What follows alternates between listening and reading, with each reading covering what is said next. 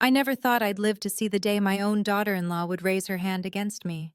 But that's exactly what happened. My name is Aurora Hughes. I'm 64 years old, and until a few months ago, I believed my life, though far from perfect, was at least built on love and respect. My husband died years ago, leaving behind a modest home and a lifetime of memories. My only son, Ethan, became my world.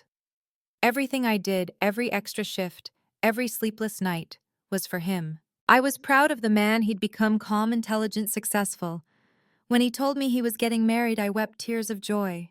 Finally, I thought he'll have the family I always dreamed for him. Her name was Isabella, beautiful, sophisticated, a woman who knew how to fill a room with her presence.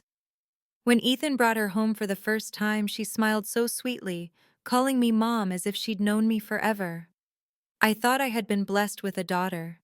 But sometimes blessings arrive wearing masks. The cracks began small. Little comments, quiet corrections. Maybe you shouldn't cook so much butter, Mom, it's not healthy. This house feels so old-fashioned. You don't need to come over every weekend. At first I laughed it off. She was young, modern. Perhaps I was too sensitive. Ethan loved her, and that was enough for me. I told myself to be patient. Love, I thought, could smooth over even the sharpest edges. But it didn't. After their wedding, Isabella insisted they move in with me temporarily, just until we find our own place, she said. I agreed, of course. The house had enough space, and I wanted them close. I thought hearing laughter again in the hallways would bring back the life that had left with my husband's passing. But soon my home didn't feel like mine anymore. She changed everything. The curtains, the rugs, even the photos on the wall. My husband's portrait, which had hung above the fireplace for 40 years, disappeared overnight. When I asked where it was, she smiled and said it didn't match the decor. Each day, a piece of my home, of my identity, vanished under her command. She began hosting parties, her friends laughing loudly, drinking wine in my living room while I stayed in the kitchen, an unwanted ghost in my own house. Ethan noticed my silence, but he never truly saw. Mom, he said one night, please try to get along with her. She's trying her best. I nodded, swallowing my pride. I am trying, I whispered. But the truth was, I was beginning to feel invisible. The final straw came one evening when I returned from visiting my sister. I opened the front door to find Isabella in the foyer, her arms crossed, her face twisted with anger. Where are the house keys, Aurora? She demanded. I blinked, confused. What do you mean they're right here on my ring? Her eyes hardened. No. Give them to me. From now on, you'll knock before coming in. This is our house now, and you can't just walk in whenever you please. I felt the floor tilt beneath me. Your house, I whispered. Isabella, this home. Before I could finish, she raised her hand and slapped me across the face. The sound cracked through the air like lightning. For a moment, everything froze: the air, the light, even my heartbeat. My cheek burned, but what hurt more was the look in her eyes, cold, triumphant. I stumbled back, clutching the wall for support. Why, I gasped. Why would you? Because you don't respect boundaries, she snapped. You act like this place is still yours. It's not. Ethan and I are the owners now. We signed the papers last month. You should be thanking us for letting you stay here. Her words didn't make sense. I shook my head, dizzy. What papers? Isabella smirked. The transfer papers. Your son convinced you to sign them. Remember that insurance document you said you didn't understand? You signed away the deed, Aurora. You signed away everything. I felt my world collapse in slow motion. My son, my Ethan, had tricked me. I wanted to believe she was lying, that it was another cruel manipulation. But deep down, I remembered that day. Ethan had come home with a stack of papers saying it was just for insurance, for my protection, in case anything ever happened. I had signed without reading, trusting him blindly as I always had. Now that trust was the knife that gutted me. Where is Ethan? I demanded, my voice breaking. She shrugged. At work. Don't bother calling him. He won't pick up. He agrees with me. I stared at her, the woman who had entered my home with smiles and sweet words, now standing before me like a conqueror over ruins. My cheek throbbed, my heart raced, but worse than pain or fear was the humiliation. You've taken everything, I whispered, even my son. She tilted her head, feigning sympathy. You still have your memories, Aurora. Treasure those. Now please pack your things. I'll give you a week to move out. And then she turned her back on me. I stood there numb, watching her walk away. The walls around me blurred. My home, my husband's home, had become a stranger's domain. That night, I sat alone on the porch until dawn. The slap had left a faint bruise, but inside, something far deeper was broken. I had given my life to my family, and they had taken it all. But grief has a strange way of turning into something else, something colder, sharper. As the sun rose, I felt a new thought forming beneath the pain. If they could destroy me so easily, then they had underestimated me. For 64 years, I had been the quiet one, the patient one, the woman who smiled through hurt. But that day, as I watched the light touch the windows of the home I no longer owned, I made a promise to myself. I would not die small, I would not fade away quietly. If they wanted war, they would get it. And I would make sure the house that Isabella so proudly called hers would become her downfall.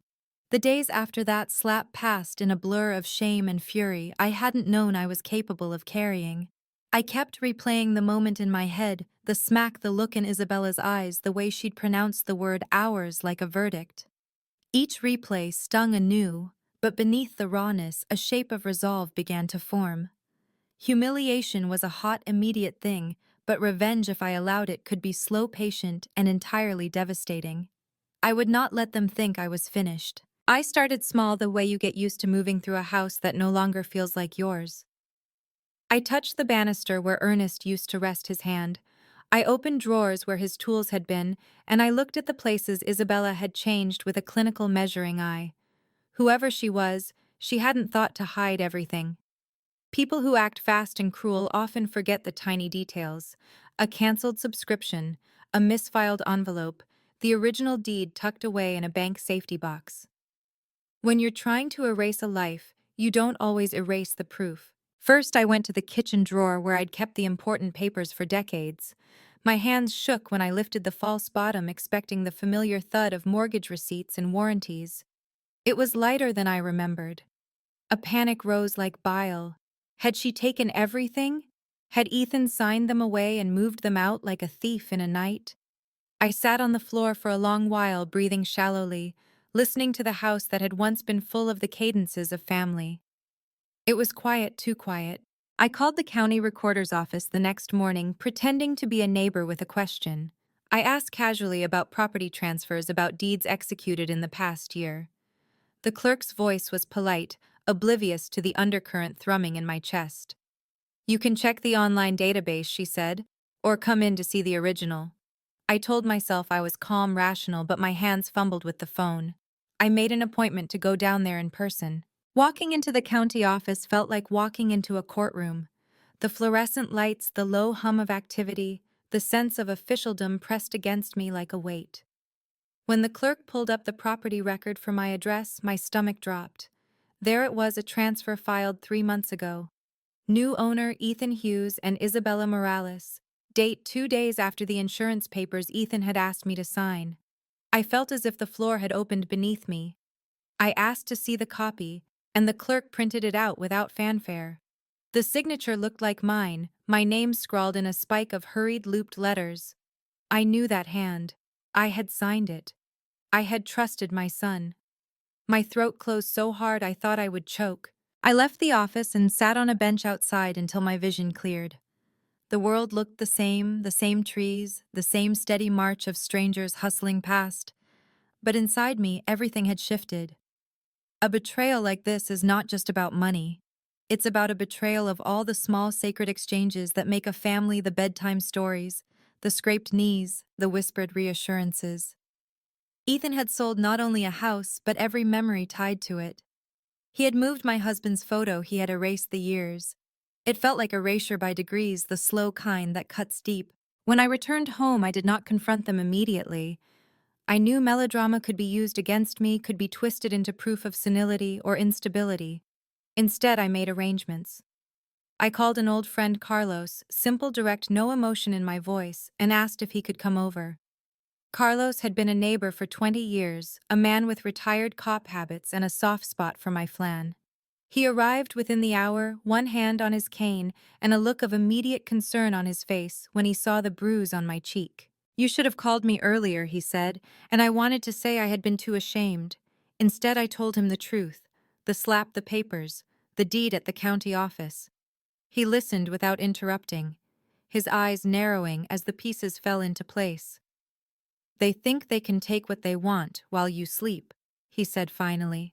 "Let's make sure the law knows they can't." Carlos didn't go to a lawyer right away. He did something more useful. He taught me how to document. He showed me where to photograph the deed, how to make copies of the signature, how to back up emails and texts, and how to keep a log of every interaction that felt off. He told me to start saving receipts to find old bank statements to check whether the mortgage had been paid off or if someone had added a new loan. He said, "People who plan fraud leave a trail. We follow the trail." Those words, "follow the trail," became a mantra for me. With Carlos's help, I dug through paperwork like a woman excavating her own grave. I found mundane things that felt like lifelines. The original life insurance policy Ernest had set up before he got sick, the canceled checks where we'd paid the mortgage years ago, a letter from the bank acknowledging a change in beneficiaries. In the margin of one bank statement, I found a note in Ethan's hand. "Met with lawyer retransfer." Mom signed good.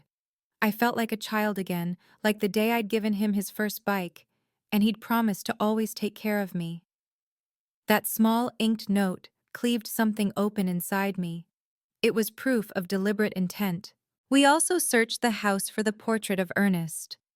Isabella had said it didn't match the decor, as if my husband were a throw pillow to be discarded. In the attic under a tarp, we found the frame wrapped in newspaper. No, it wasn't just thrown away. It had been hidden. Someone had hidden the face of my husband, like contraband.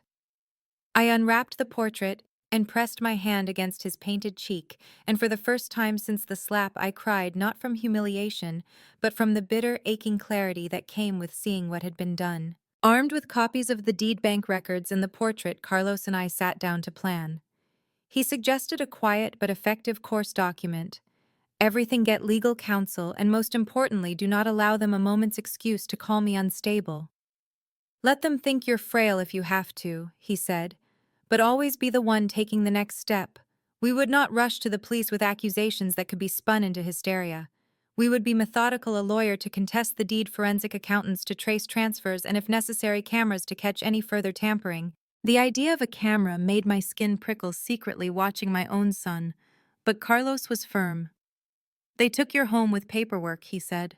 "You take it back with evidence." We installed a small, nondescript doorbell camera outside the front door and a discreet motion sensor inside the foyer. I felt like a spy in my own life. I felt like the heroine of a story I'd never wanted to star in. At night, I practiced my voice. I practiced being calm when Ethan came home from work, practiced smiling when Isabella offered me tea. Inside, I was anything but calm. I was a storm contained within an old woman's bones. It took all my strength to sit at dinner and pretend that I hadn't been reduced to the role of guest in my own house. But pretending bought me time to follow the trail. On the third night, Isabella left the table to take a call. I casually retrieved the envelope she'd left tucked under a stack of magazines on the coffee table, something about wills and banking brochures. My hands were steady now. Inside was a letterhead I'd never seen before. It was a retainer agreement for a notary and a local law firm dated the week before the transfer. The signature block had Ethan's name. Somebody had a plan, and it was more organized than I'd feared. I sat down on the couch and closed my eyes. The house around me hummed with the ordinary sounds of a life that had decided to continue despite treachery. Water in the pipes, a distant television, muffled laughter from the kitchen. But inside, the battle lines were drawn. They had taken the house. I would take the proof. They had taken my son's loyalty. I would take their reputations. They believed they had won. They were wrong. Before I went to bed that night, I picked up my phone and scrolled through my contacts until I found Carlos's name. My thumb hovered over the call button. I thought about all the small, ordinary moments that had led me here, baking Ethan's first birthday cake, teaching him to tie his shoes the way Ernest would whistle in the garage. Those memories were mine, and they were mine to protect. I pressed call. Carlos answered on the second ring. "I've got something," he said before I could even speak. His voice carried that familiar calm urgency, the tone of a man who had once worn a badge and knew when trouble had crossed a line. Your property tax records don't match your income statements. Someone filed a declaration of ownership transfer without the supporting income proof. What does that mean? I asked. It means whoever filed the transfer used forged financial documents. Probably your son's wife. She's not as clever as she thinks. For a long moment, I didn't say anything. I just listened to my own breathing.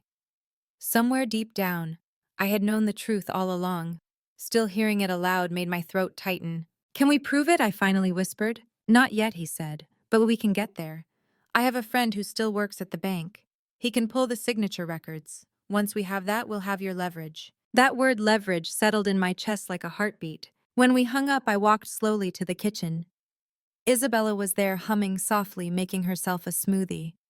She looked like any young woman with a picture-perfect life-expensive jewelry, perfect nails, sunlight glinting off her engagement ring.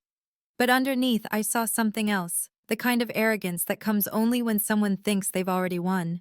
Good morning, Mom, she said without looking up. You're up early. I smiled faintly. Couldn't sleep. Too many things on my mind. She laughed lightly. You shouldn't worry so much. At your age, stress is dangerous. Her words were sugar-coated poison. I wanted to slap that smile right off her face, but I didn't. Not yet. Instead, I simply said, You're right, dear.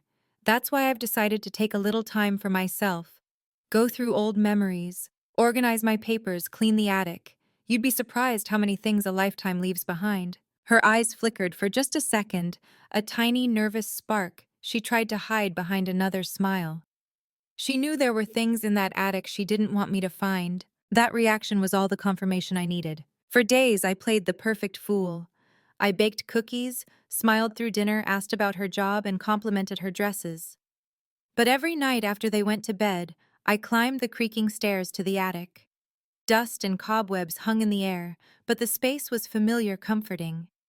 Ernest's old toolboxes still sat in the corner, and the faint smell of cedar reminded me of the life I'd lost. I worked methodically, just like Carlos had taught me. Each night I gathered papers, old receipts, forgotten photo albums, and anything with my name on it. The process was slow but grounding. For the first time in months, I felt like I had purpose again.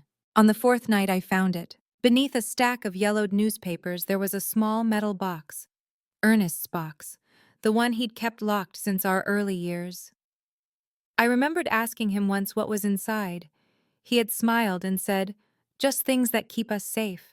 The lock had long rusted. I pried it open with a screwdriver. Inside, I found envelopes, old insurance documents, our original mortgage papers, and at the bottom, something that made my blood run cold. A copy of our house deed, signed and notarized 30 years ago. My name, Ernest's name, no one else's. I sat on the attic floor, tears streaming silently down my face. The paper shook in my hands.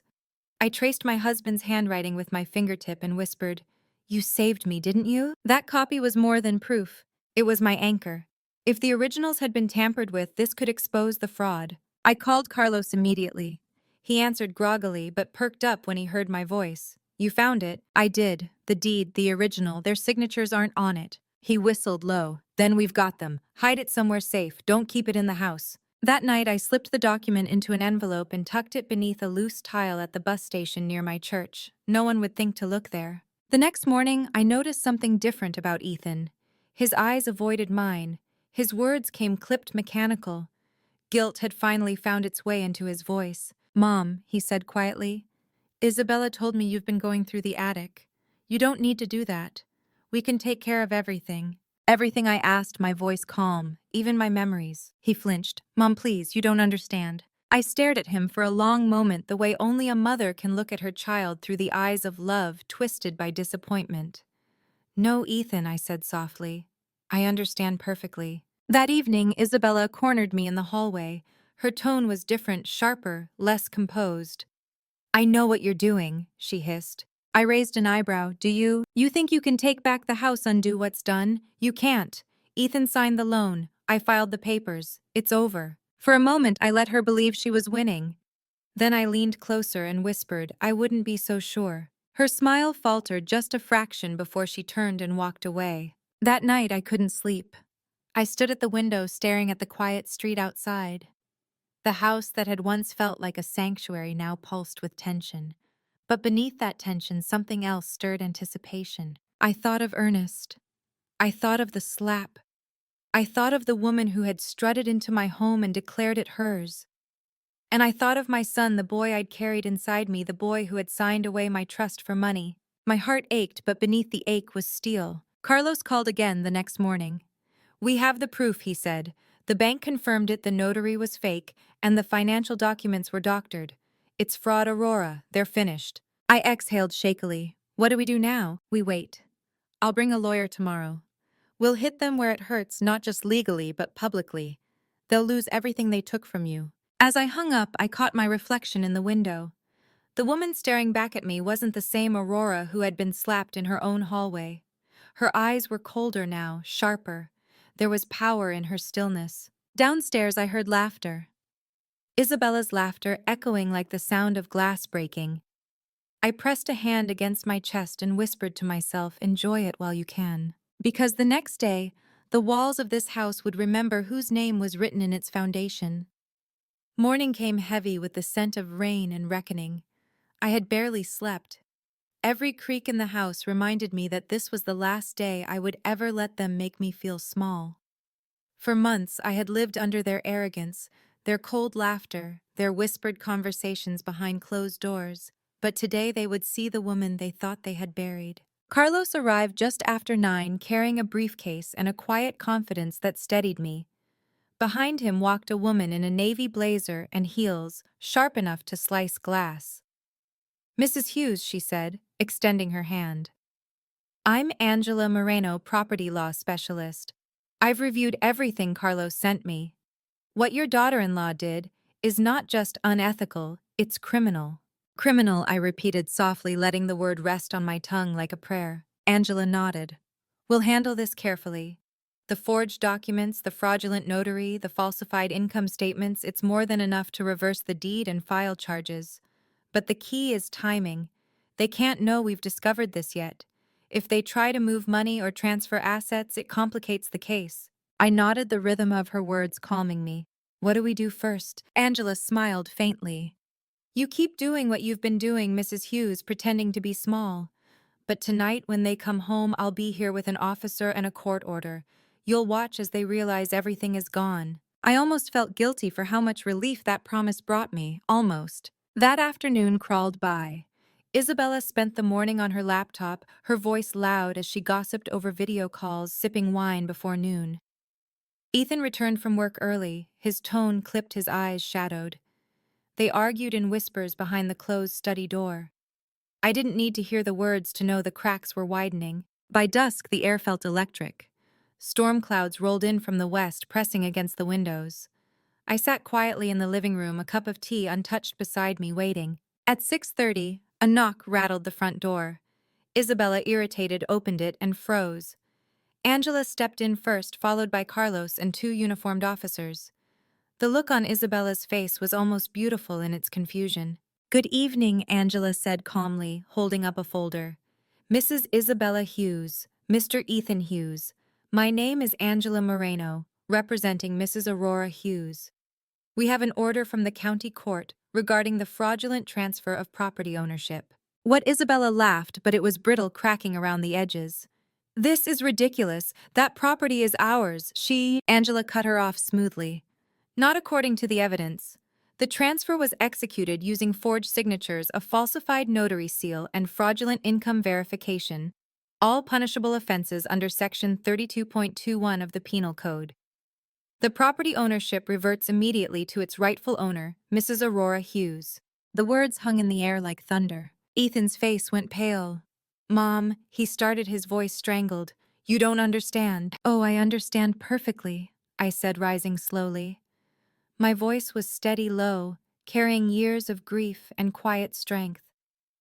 "I understand that my husband and I built this home with our hands and our hearts. I understand that I raised you here, Ethan fed you, protected you, believed in you. And I understand that you both tried to take it all from me." Isabella stepped forward, her mask finally cracking. "This is insane! You can't just walk in here with your little lawyer and—" Angela handed one of the officers a set of documents. "These are warrants for seizure of falsified property records and electronic devices used in the fraud. Any interference will result in additional charges. The officer nodded briskly. Ma'am, I'll need you to step aside. For the first time, Isabella's confidence wavered. She looked at Ethan, desperate for him to take control. But Ethan wasn't looking at her. He was staring at me, his mother, with a mix of shame and disbelief. Mom, he whispered, I didn't mean for it to go this far. I took a deep breath. But you let it. You watched her strip away everything that mattered to me. You watched her hit me, humiliate me. You let her call this house hers, and you said nothing. His mouth opened, but no words came. I taught you better than this, I continued. Your father taught you better. We gave you everything, not money, but values, love, decency. You threw it away, threw it. A tear slid down his cheek. Isabella scoffed. Oh, please, spare me the tragic mother act. You're just angry because you lost control. This house was rotting with your memories. We were going to make it worth something again. Something inside me snapped. I stepped closer. My eyes locked on hers. You think worth is measured in square footage and marble countertops? Worth is what's built here. I pressed a hand to my chest. Not here. I pointed to the floor beneath us. This house was alive long before you entered it, and it will outlive the poison you brought into it. For a long moment, she just stared at me. Then her composure crumbled. You can't do this, she hissed. You can't take this from us. Angela's voice was firm. Actually, she can, and she has. The officers began photographing documents, boxing up papers from the study. Isabella's face drained of color. Ethan just stood there, lost like a boy caught between guilt and ruin. When they escorted Isabella out, she turned back to me. You'll regret this, she spat. You'll die alone in this dusty tomb. I smiled softly. Better alone in peace than surrounded by thieves. The door slammed. Silence returned, heavy but clean. Ethan lingered. He looked smaller now, as if the weight of his choices had finally crushed the man he'd pretended to be. Mom, he said quietly, I'm sorry. I wanted to hate him. I wanted to scream, to throw every broken dream at his feet. But looking at him, my boy, my betrayal, all I felt was an exhausted kind of love. Go, I said softly. Fix yourself. Don't come back until you remember who you were before she made you forget. He nodded, tears spilling freely now, and walked out into the rain. I stood there for a long while, listening to the storm. The officers left. Carlos squeezed my hand. Angela promised to finalize the reversal papers by morning. Then the house was mine again, mine in law, mine in spirit. When the last car pulled away, I walked through every room, slowly touching the walls, the furniture, the photographs I had hidden away. The silence was no longer oppressive, it was peaceful. In the kitchen, I found the faint mark of Isabella's slap still visible in the reflection of the window. I smiled, not out of pride, but out of closure. The bruise had healed, but it had taught me something no book or sermon ever could, that even the quietest woman can become a storm when her dignity is stolen. Outside, the rain eased into a gentle drizzle. I stepped onto the porch, feeling the cool drops on my skin. I wasn't trembling anymore. I was free. The storm passed by morning. When I woke, the house was washed in gold light, as if the rain had peeled away months of dust and deceit. For the first time in what felt like years, I woke without fear. I didn't listen for footsteps or whispered voices or the click of Isabella's heels. The house was silent, but not empty.